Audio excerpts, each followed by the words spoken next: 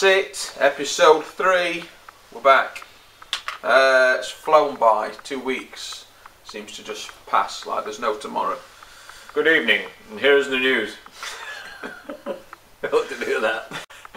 We're trying as best as to keep it as professional as possible.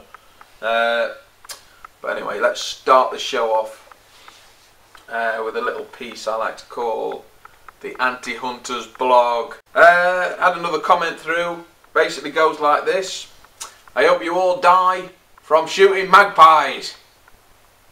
So yeah, that's it. We're actually going to do a video for the antis. Basically what we're going to do is we're going to get ghillie suited up. We're going to go into the field, find a rabbit one. When they come out, I'm going to get Paul to grab one, pin it down, and then I'm going to tickle it till it's had enough. Then we're going to come back and we're going to eat some vegetables. Anyway, on with the show. Show must go on, after all.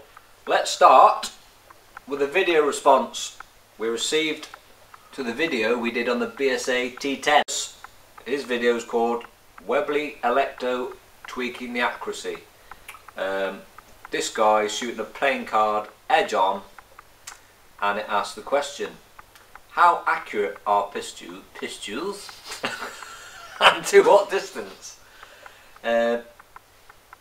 We don't know much about pistol shooting, do we? No. There are clubs for it and various other target shooting paraphernalia to do with it. But we have never really dealt much with it. Apart from Paul's got a, what was it, Webley Tempest. Tempest. I had a couple when I was younger. Where is it? Go and get it. Just a second. Oh, he's going to get it for you. He's going to get his pistol out.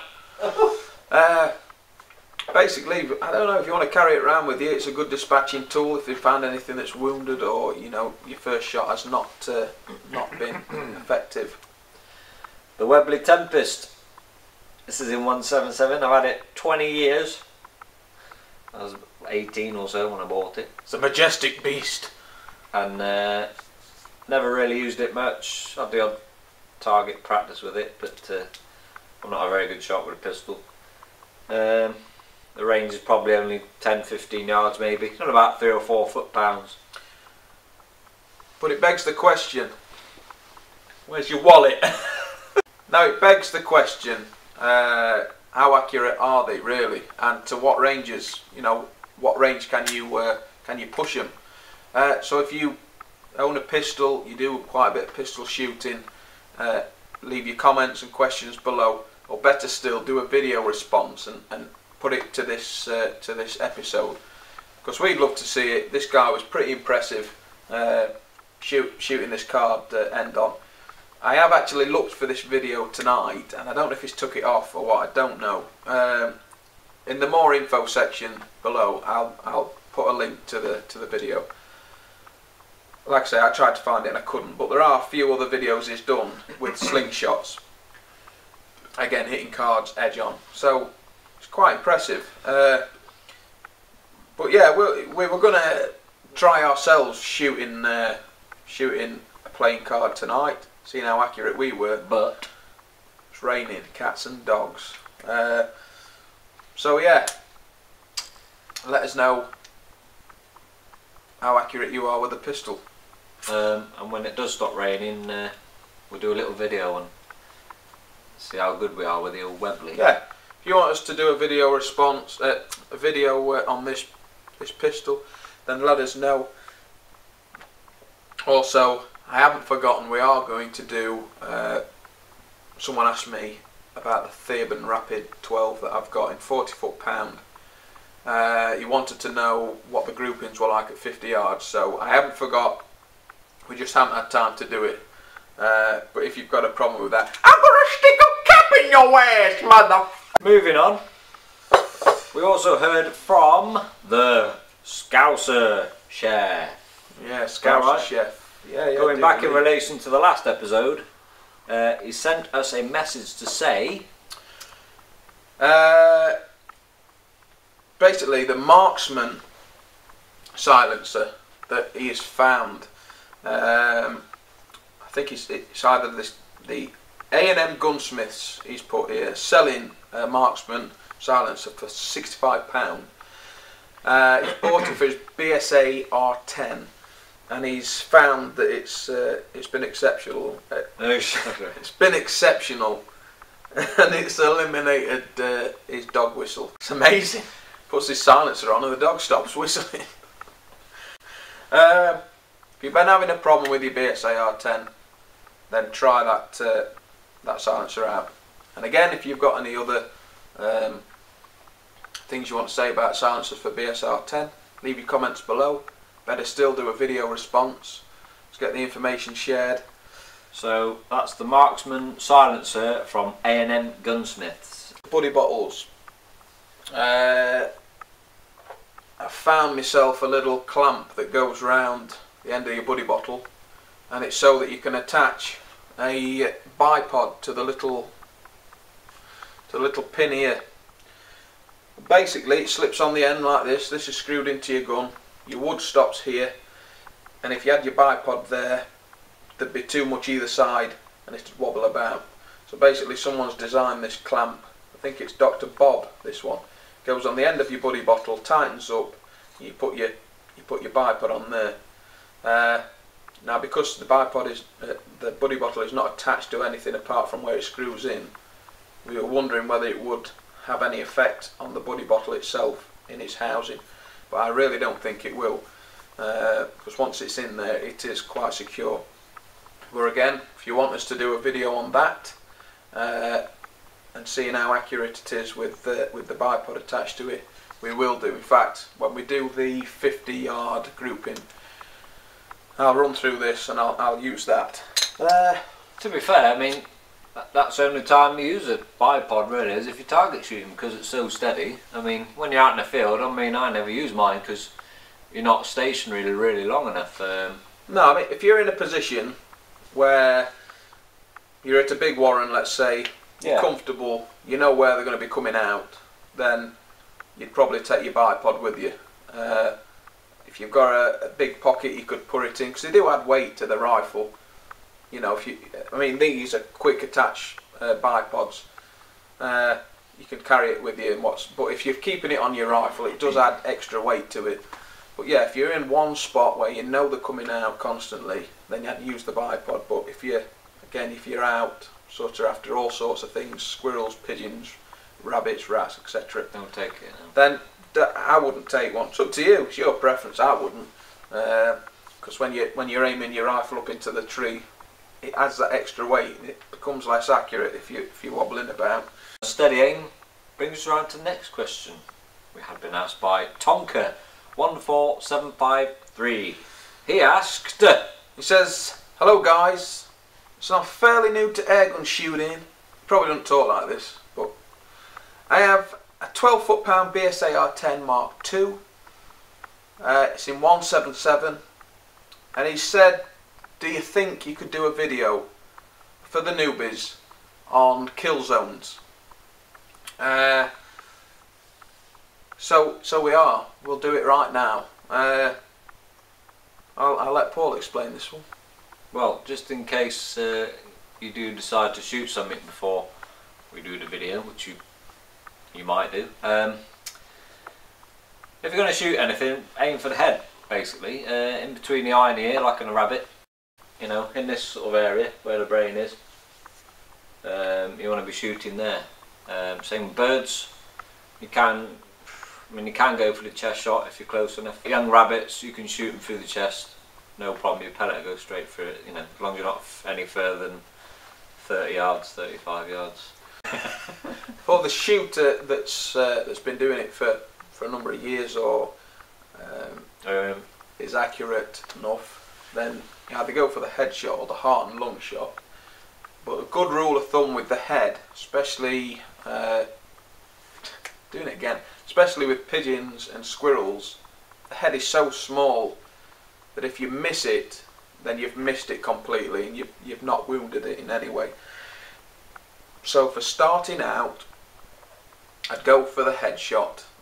You're guaranteed a clean kill.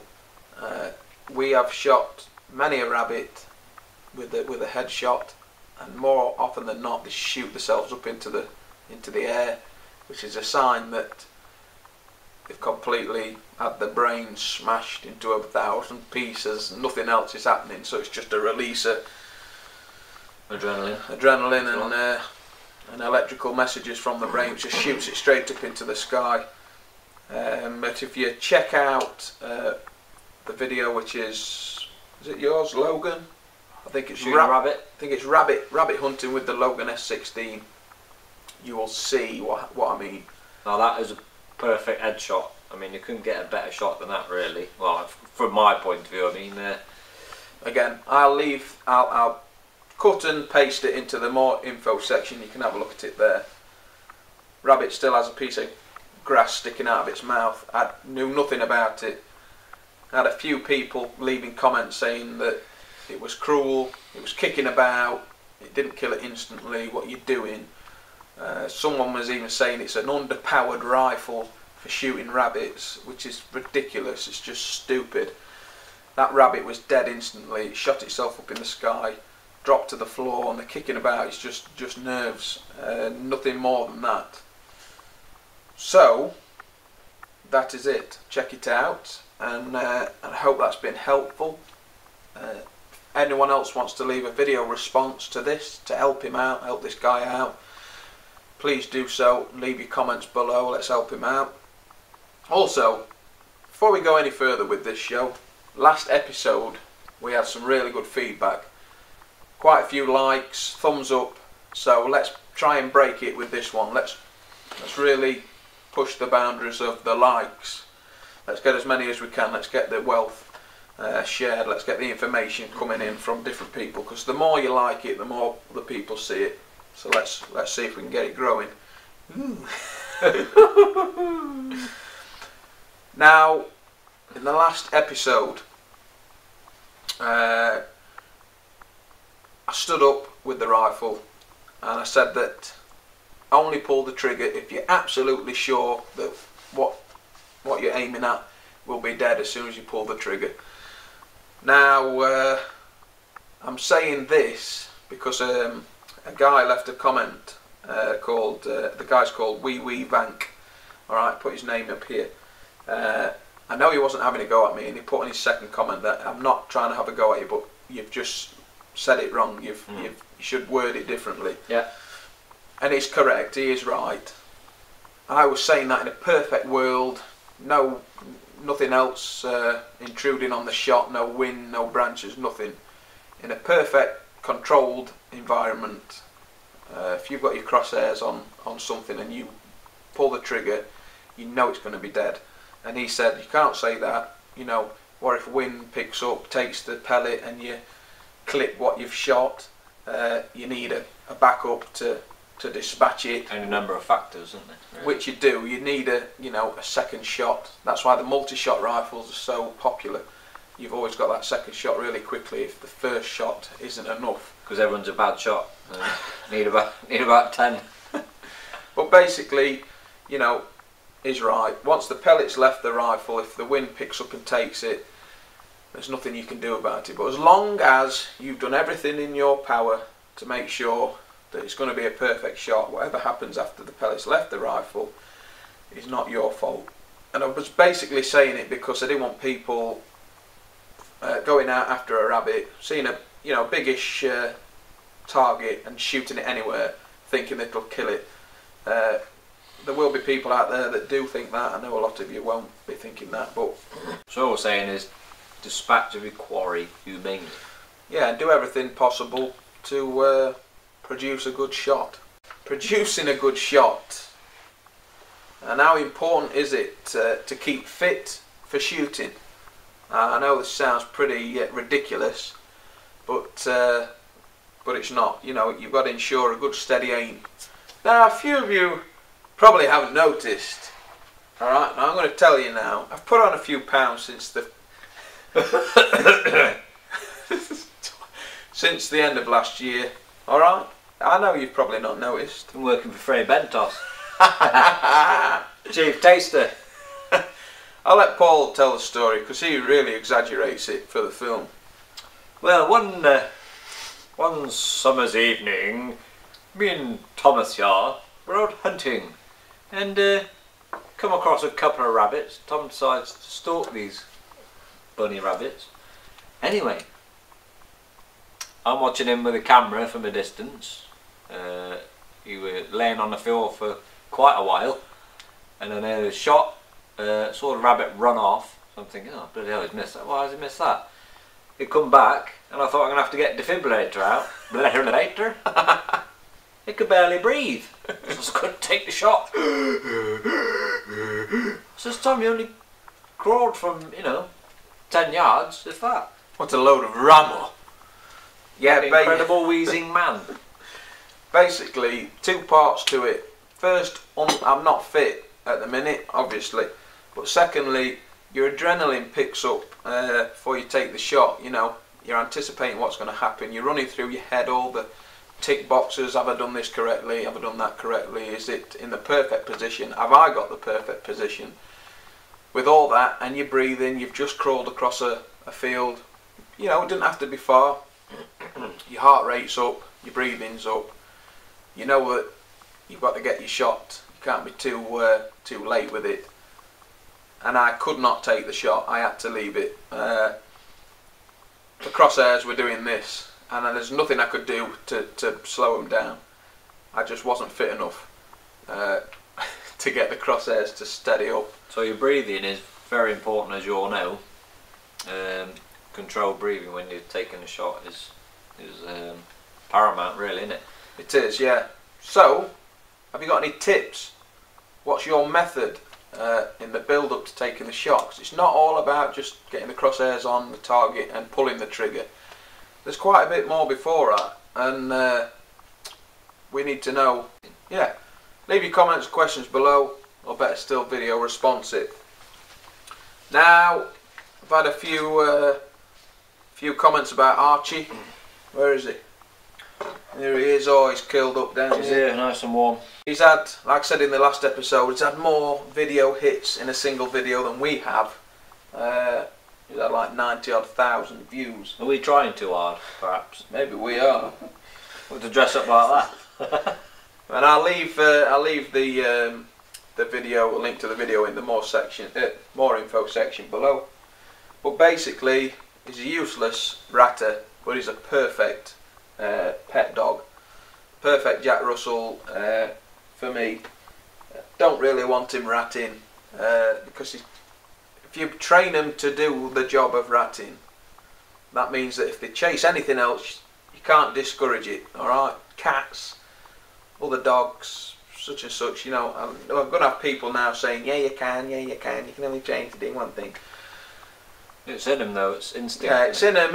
To a point, a Jack Russell will always chase something. But if you don't encourage it, it doesn't heighten them to it. I've got a whippet, and he's off working stock, but my partner doesn't want him working because there are loads of cats around where I live, and we know if you get him on coursing rabbits, it's very hard for like a side hound to switch off. If you see something run, that's it. His eyes are out on stalks anyway. So I dread to think what would happen if we used him for working. I'd like to probably one day have a dog to work, coursing rabbits and things like that. But I think if you're having a working dog, it's different to having a pet dog. Yeah. They track differently. A lot of them are kept outside. But I think it's very hard to have a pet dog and a working dog. I think it's an exception to the rule when somebody says, no, I work my Jack Russell, it's as keen as mustard on the rats, but it doesn't attack anything else. I think it's an exception to the rule, and if that is the case, then you've done very well with it, and fantastic. But he was overweight in his premiere video, and I've got him on some proper food now. A lot of people saying, oh, he's overweight, and this and other. Took it on board. When you see him every day, you don't really realise. So I've reduced his food. I've got him on some proper James well-beloved food, and he's a lot better now, a lot thinner. See if I can wake him up and show you. He's fast asleep. There he is, look. So yeah, like I say, he's a lot thinner. And a lot happier dog for it, aren't you, Arch? Hey? Hey, don't be shy. What? Dozy sod. Let me stand him up so I can show you a bit better. Oh. There you go, look. Yeah, well impressed with that, isn't you? Slimming off a little bit. He's depressed. Oh, he's tired. He's had a hard day ratting. So it brings us to the HuntTube brew videos. Yes, I'm sneaking them in. I'm sure a few people aren't impressed with it. This is a hunting channel. I'm sneaking a few brewing videos in. I think they go hand in hand, especially for me. I think all things countryside, when you've been out cold, you've been out shooting, come in, got the fire on, nice home brew. Nice warm beer. Nice warm beer. So I've been sneaking a few videos in and I've had some good responses and a few people have liked them. And if you've got any questions about them, then let us know. Leave them below and I'll answer them. And if you want to see more or see me set up, then let me know and I'll run you through it. We've done the Christmas brew, as you've seen. That is ready for bottling. I don't think I'll be able to video it because there's a hell of a mess when it's bottled. But I'll do a taste test. So I should bottle it probably tomorrow and then leave it 2 weeks. So when we film the next episode, we'll have a try of the Christmas brew. Well, like I say, we've opened a couple of beers tonight. Midas Touch, which I brewed up, and they're beautiful. You've really got to try it. It's dead simple. It's really easy.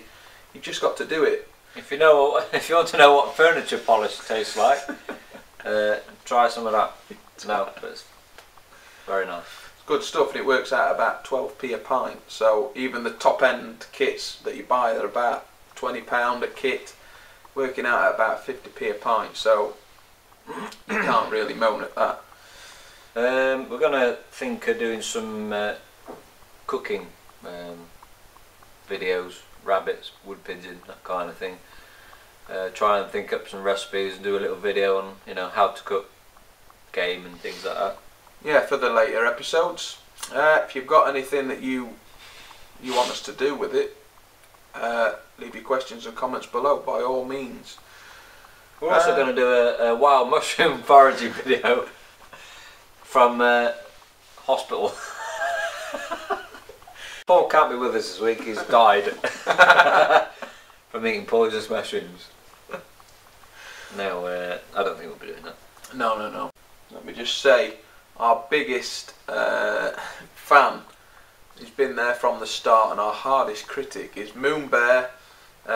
In the last video, I edited 2 parts to the video twice. Well done. I did do it on purpose, obviously, to see if you picked up on it, and you did. So I'm impressed. You're watching the whole thing.